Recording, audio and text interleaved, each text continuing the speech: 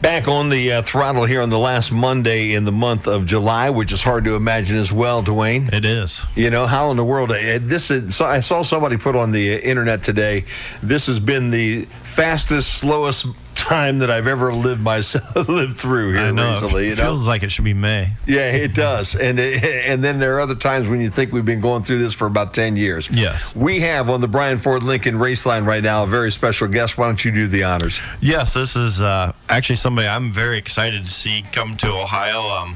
I see him race out in California a couple years ago, and I was like, man, it'd be cool if get him to be one of the next California drivers come out here. And lo and behold, here we are a couple years later, and from Lemoore, California, sitting in Fremont, Ohio right now.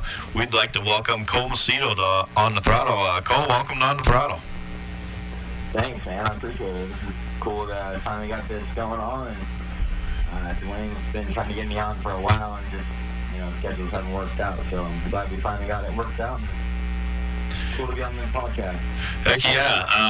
I tell you, you moved here from California to drive the J. Kaiser Racing 23, and then, of course, a world pandemic hits, and on the shelf for the first couple months, because I know you guys had 50-some races planned, and, kind of got to a slow start, but you guys seem to be hitting a stride here. 2 top 10s, actually you got 4th Saturday night, racing side by side with Christopher Bell. I mean, things got to be feeling a lot better for you now. Yeah, for sure. I think that whole pandemic thing kind of set us behind, I would say a month or so, and if that didn't happen, we may have a win by now. So just kind of got everything set behind, with a new team, and me not running any of these Ohio tracks. I knew coming here was going to be pretty tough, but Jay's been working really hard, and we've been getting our car better, and I've been doing a better job as a driver, and making some good strides, and getting some good finishes finally. We just me and Jay have been talking, and we just kept saying, man, if we can just put a whole night together, get qualified and get us to start up front, we can finish up there, because we have speed at the end of the night. It's just, qualifying was hurting us the whole year. So we finally got some stuff figured out, and trying a different car, and it's working out pretty good. Yeah, and like I said, Speed Week at Wayne County, you started at the back, raced, your way up there, had some, like I said, speed and good runs, and had some dumb luck here and there too. That happens, with it, and especially you guys learning each other. I think it seems like you guys are really gelling, and it's cool to see you. Had to feel good racing side by side with Christopher Bell, and racing, legit shot of winning. I think if that yellow wanted to come out, the first yellow, because it seemed like you was the fastest car on the bottom, and you found it before anybody else did, and then the first yellow kind of killed it, and then, series of yellows after that. Seemed like you needed about 3-4 laps to get it going. Yeah, for sure. It seemed like every yellow, it just took me a lap or two to start hitting my, my marks again, and getting back into that rhythm. I went out there with the mindset I was going to the top, and then I started on the bottom. I started on the top, but I got to the bottom the first lap. I passed like 2 or 3 cars and got stuck down there, and I started passing race cars. So I, just stayed down there and started hitting my marks and getting the rhythm going. And shoot, I found myself racing from third with Cale, and I was like, man, I'm catching these guys. I can see Buddy, I can see Nate, and then that yellow come out, and it just seemed like, I don't know if my tires peeled over, or maybe I had my wing too far back. Maybe I should have shoved it back forward. But yeah, it took me a lap or two to start hitting the bottom like I needed to, like I was before the yellow. So that let Christopher by, and then he's so good. You make a mistake, and he's gonna pounce on you. So and then but still we had enough speed after that to be able to pull up next to him again and get back by Cap Henry, and battled there for third. And then at one point, we were battling for second, because I was next to Nate and Bell coming off of 4. So that was cool. I don't really race against guys like him very often. So, when I get a chance to do something like that, and then, show that we can be right there with him, it makes me happy. So just makes me feel like, do a good job, and us as a team are also doing a good job and showing everybody that what we can do. Yeah, and California, you raced a lot of 360s in that, and had quite a few wins. Had wins, and switching to Ohio, you mentioned it earlier. Just racing these tracks are so much different because California, they're usually pretty, got a good curb and cushion, and usually pretty, moist. In Ohio, you come and probably thought, what the heck am I getting into the first couple weeks when it's so dusty, it's hard to see, and takes a little different to adapt to that too. So, like, your whole world was kind of changing. Yeah, for sure. Like you mentioned, Wayne County had some good runs there. I think the reason for that is just because it's so similar to California. It's actually really similar to my favorite track, Tulare, Thunderbolt Raceway.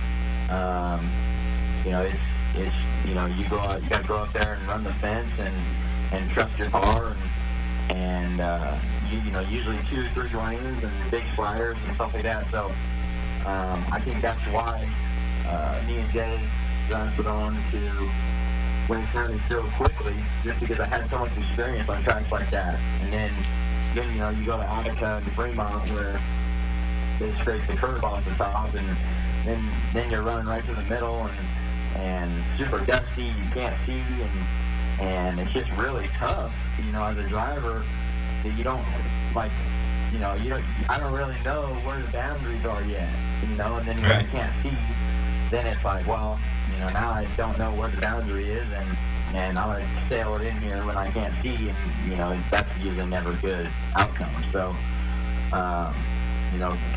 like I was talking to my brother, and he was really good with the Outlaw Show the other week, and he just sailed in there, and I'm like, man, can you see? Because I usually can't see when I'm back there like that. He's like, no, I couldn't see, but I just was running it in there. But he has a lot more laps than me there, so I think that plays a big role. Watching guys like Cap and then Buddy, they just drive the car into the corner so much harder in circumstances like that.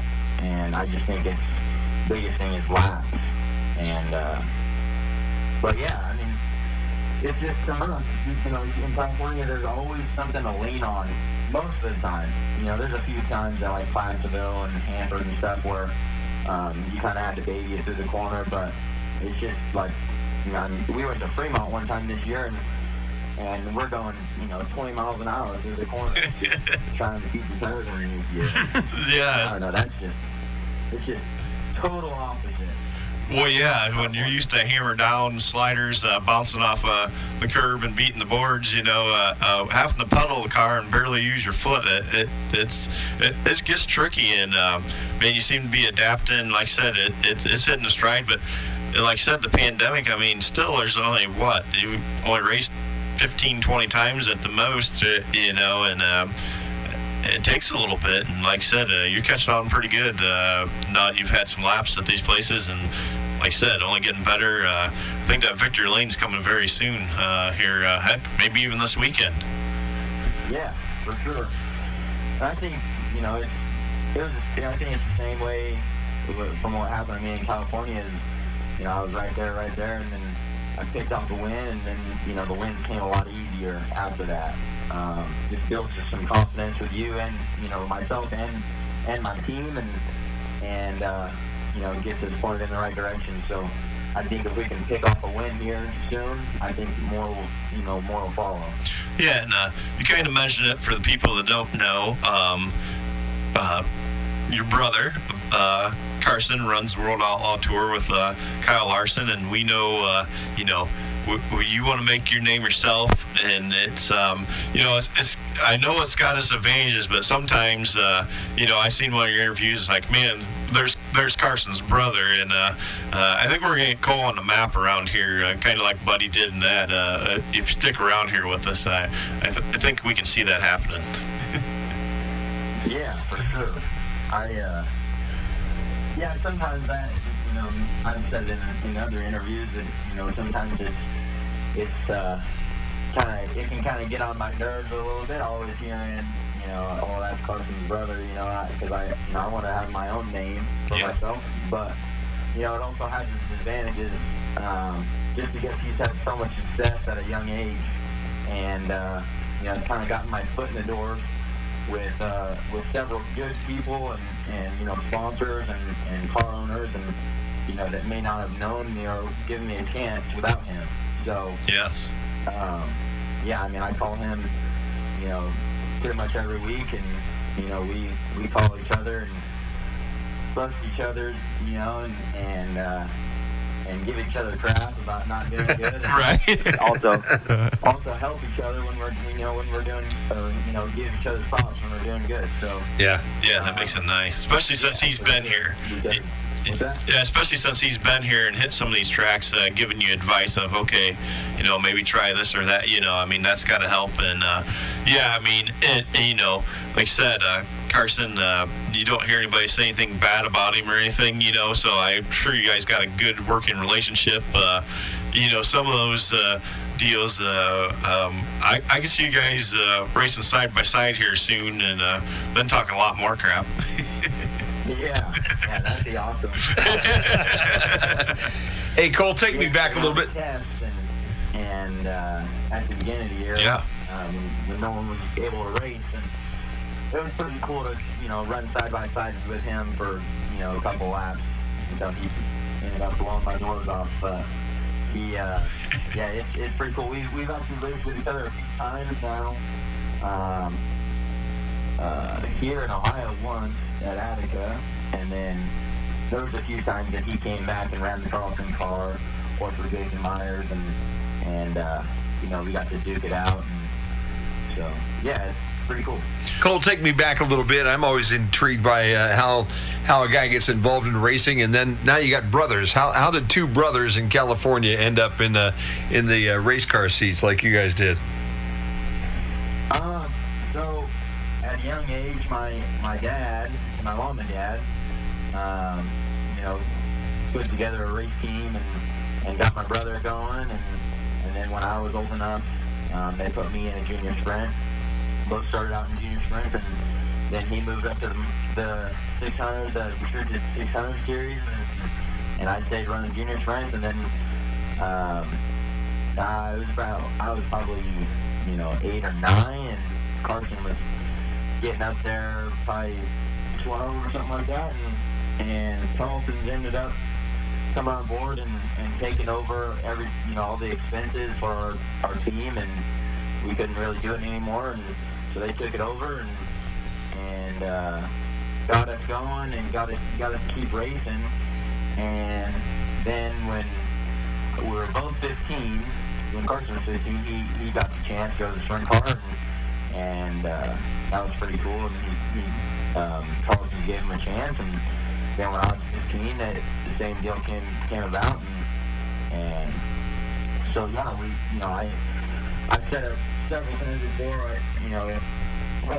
Tom and Tarleton and Martha and Melissa, if it wasn't for them, me and my brother would not be race car drivers, I believe. So, I owe a lot of my success and the way I act around the racetrack and the people I know, and I owe a lot of that to them, for sure. They've kind of shaped me and Carson as race car drivers and also people, I believe.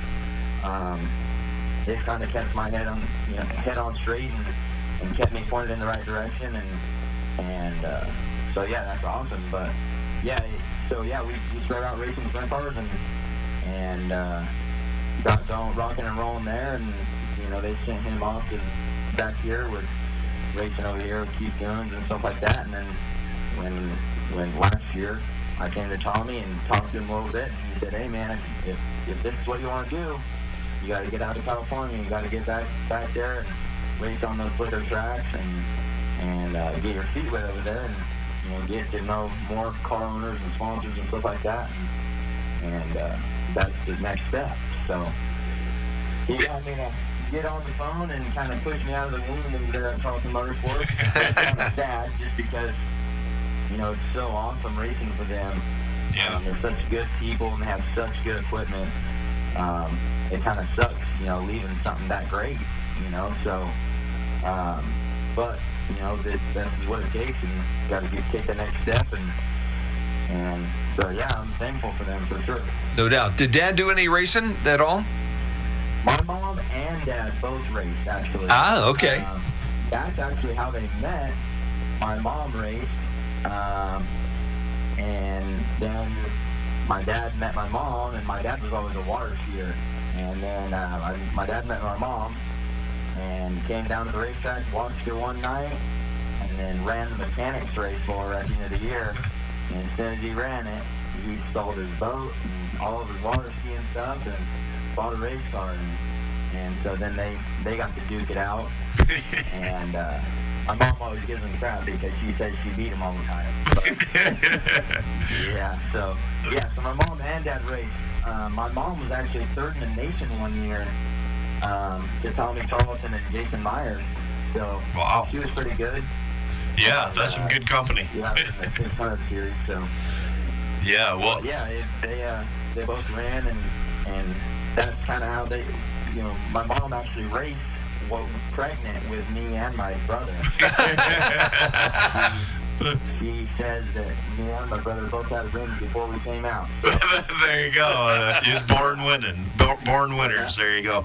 Well, and that's one thing I noticed. Like I said, the Tarletons have a great operation in California. I mean, they're very respected and always have, like I said, good drivers, good teams. But a couple years ago, I went to Tulare to one of the races for the weekend, and we went down there, my daughter and I, didn't know you guys or anything, got some shirts, and that's one thing that stood off to me right away, is you would stand there, you talked to us like we was, right there, part of the deal, and when you hit on it, us molding you as a person and keeping your head on straight, right then, you was 18 years old, and it's like, man, this kid's going to go somewhere because he's got the right attitude.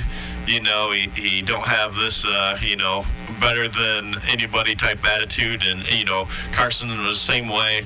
And like I said, I think that's really helped the success of him and is helping the success of you for sure. Yeah, for sure. I'm going to be honest, that when I was younger, raised on my dad, Introducing he's kind of hard on me at times, which is good. I think that all dads should be good. Should be hard on their kids. Right. Racing, because otherwise they'll never get better. But I kind of at a younger age, I yapped back at my dad, and we'd argue in the pits, and Tommy pulled me aside one day and he's like, "Hey, this is not what race car drivers do. If you're upset or you're not happy, just go up in front of the trailer and be upset. But you can't be shown that, because you never know who's walking by, right, or who's paying attention." So so he, and if it wasn't for that, I don't think I would have made it as far as I have this far. You know what I mean? Yeah. So I think that's helped me tremendously. So that's actually, this is a pretty cool story. I don't know if you know Sean Dyson. Yeah. That's who my brother drives for in Australia. Sean came down to visit the United States and came down to a race at Placerville, and Carson was actually helping his buddy DJ Neto. Okay. And Sean walked by and asked some questions, and my brother sat there and answered it, and that ended up being a huge part of his career. Sean helped him tremendously. So that's just one of the stories.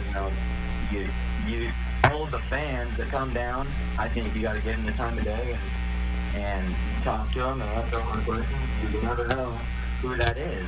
You know, they could, one day they could be sponsoring you, you know, tons of, you know, and helping you tremendously and getting you to that next step. So I think Tom and Tommy Tarleton have put that in me and my brother's head, and that helped us for sure. Oh yeah, 100% spot on, man. I sometimes have people give me crap. They're like, well, how come you're always trying to, you know, I don't know, just like you said, carrying yourself the way you do in the pits around people. You're like, you know, you're always acting. I said, hey, you never know. I mean, even though I'm not a driver, we got the series. You never know that guy coming up asking a question, whether he's got $5 or $5 million, you know, and he might be looking to help or spot, you know, and if not, it's just a fan. It's cool to interact with everybody because they're asking a question for a reason, either to test you or because they don't know. You know, and I think you're 100% spot on. You don't know who that guy is, and just like that. I mean, you know, here he's set up in Australia because of that, and yeah, and that's a very cool attitude to have, and that's why you guys are going to be successful. What's the ultimate goal for Cole Macedo? Where do you want to end up? I mean, I would like to have the same goal as, you know, Carson did, and you know, race professionally on the World Outlaw Tour one day. I don't think that's out of reach. You know, I think if I keep putting together good races here and get some wins and show that I can battle there with the best, I think that's definitely a possibility. So, yeah, I mean, I don't know if NASCAR is even an option. You know, I'm already 20 years old, so. Yeah, you're an old man. So, that's too boring, anyways. I'm 6'2" and, you know, pretty big boy, so I don't think that's an option. But you know, I know that I can fit in a sprint car. So, yeah, I'd love to run the World Outlaw. That's definitely my main goal.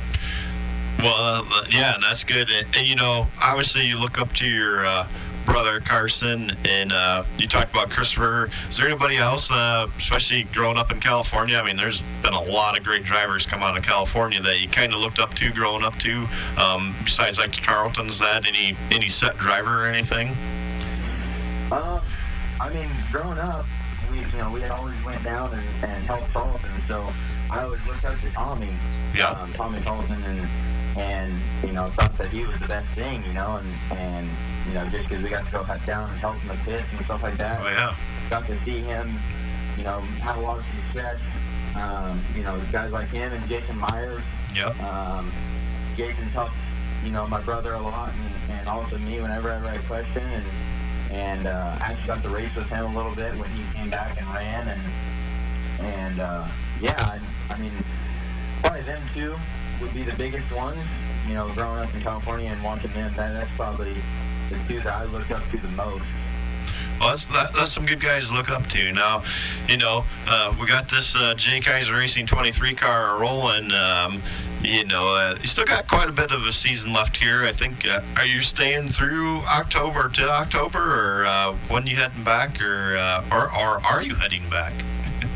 I've had a lot of people asking that question. You know, when are you going back to California? Well, my plan was to race here, and then, you know, Trophy Cup's always in October. Yeah. You know, late October, like the 18th or the 20th or something like that, and so that was my plan, to go back and run that. And then if there was any races after that, I'd just fly back and run the last couple races a year, and then, you know, head back home for the winter. But they canceled Trophy Cup. So now I really have no reason to go back anytime soon. So there you go. Yeah. So I mean, if another big race, you know, pops up, and you know, we're not racing here, I'd love to go back and race. You know, either for Tarletons or I also race for Scott McMillan and Chuck Kraus. So the 20 car in California, I ran it a few times at the end of last year, and they actually wanted to put a schedule together for me this year.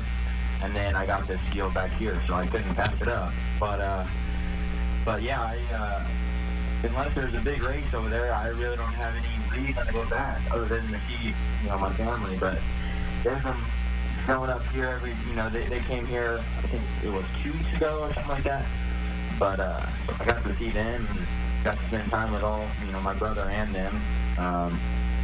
So really, I have no reason to go back. If we can race here, I'm going to stay here as long as I can, and keep racing and learning more stuff. And so, yeah, I really don't know when going back to California is yet. Well, that's good. That we can keep Jay in line that way. We got to keep him tuned up a little bit. Yeah. Hey, Cole, we really appreciate your time today. And the next time we talk, hopefully you're going to be right here in studio with us. Once we can get more heads in the beds, as they say, and allow people to walk through the door, we'd love to have you in here in person as well. But, man, best of luck for the rest of the season, and thanks for your time today. Yeah, I appreciate it, man.